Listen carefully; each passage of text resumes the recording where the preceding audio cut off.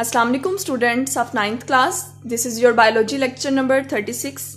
In this lecture we will start our next chapter, chapter number 7, which is about the bioenergetics. What is bioenergetics?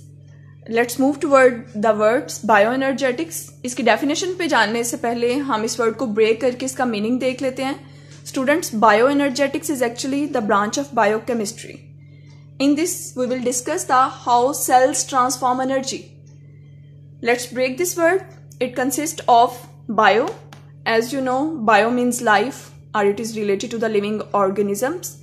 And the another terminology is energetics, which is related to the energy. इसमें हम देखेंगे कि living organisms का energy के साथ क्या relationship है.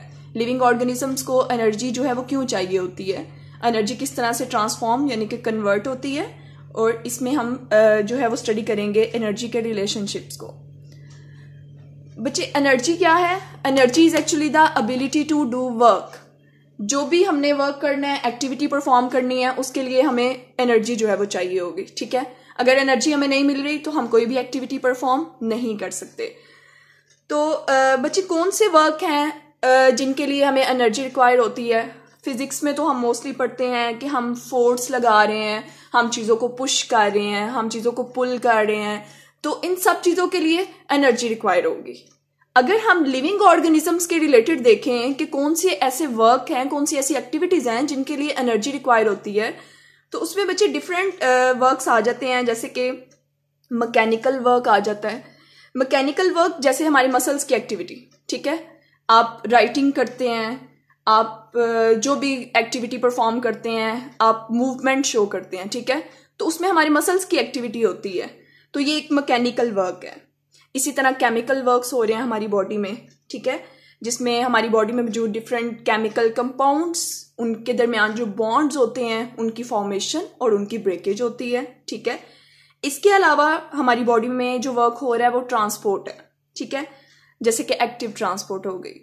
तो ये कुछ ऐसे प्रोसेसेस हैं लिविंग ऑर्गेनिजम्स में रिलेटेड टू द वर्क जिनके लिए एनर्जी जो है वो रिक्वायर होती है.